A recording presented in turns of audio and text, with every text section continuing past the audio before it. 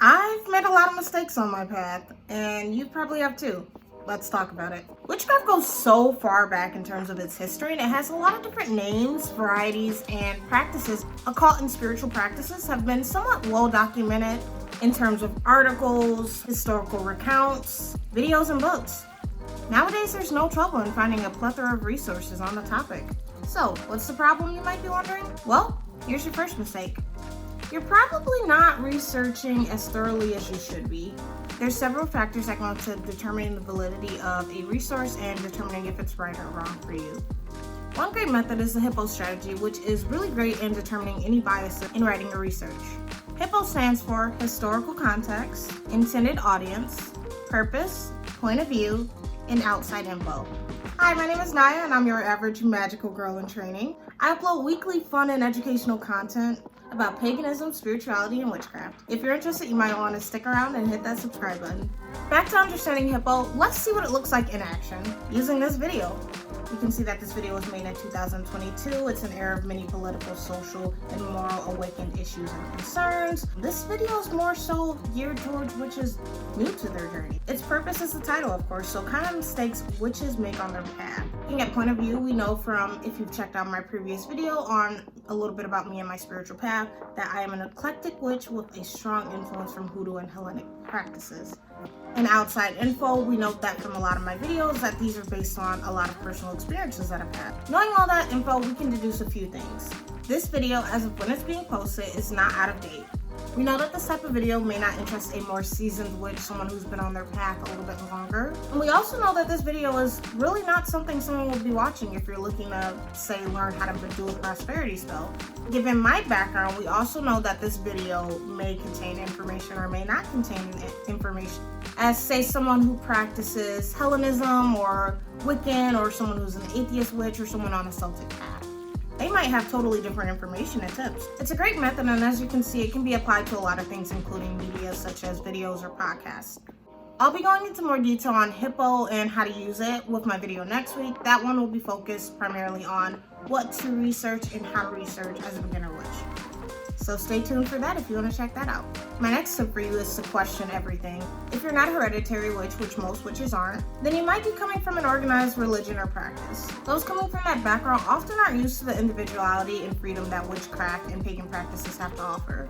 I find that a lot of new witches on their path will often look up to creators, content makers, or authors, sort of put them up on this really high, untouchable pedestal. When in reality, they're just people. We're just people. People who often make mistakes or say the wrong thing, or who are also continuously learning on their path. This is not to say because of religion, but I do personally believe this, amongst other things, reinforces it. It's just something kind of we learned as we developed as kids, right? Growing up, start to finish, you're always told what to do. How to potty, when to use the bathroom, raising your hand in school, traffic laws. It makes it really, really difficult to learn how to think critically as an adult. A good way to counter this is to ask why to everything. Why do you want to learn this? Why does this herb have this correspondence? Why do I need this tool in spell work? That way you can develop a deeper understanding of your practice and rarely get stagnant with your knowledge. Another really common tip that I hear is you don't have to spend a ton on like supplies and tools, which we all know, and that's something, like I said, we hear kind of a lot. But what I don't hear on the alternative end is it's okay to do that if you want. You might be wondering what that means.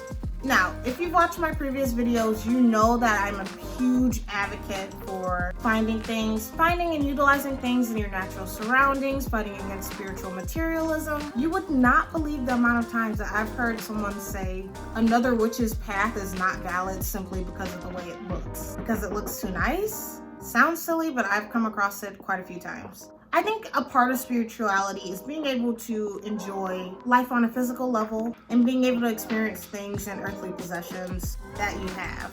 So buy the crystal if you want. Do I think it's healthy to be spending $1,000 on crystal every weekend? No, but being aesthetic does not devalue your way or invalidate your path in any sort of way. Lastly, and my hugest point in this video, the number one mistake that I see a lot of new witches and even well-seasoned practitioners that have been practicing for ages are still making on their path. Not making an effort with regards to social responsibility and learning how to decolonize your practice. Understanding the origins of certain practices is vital to our path. We have to be able to recognize that colonialism played a huge part in witchcraft and its history. It shaped a lot of modern-day spiritual practices.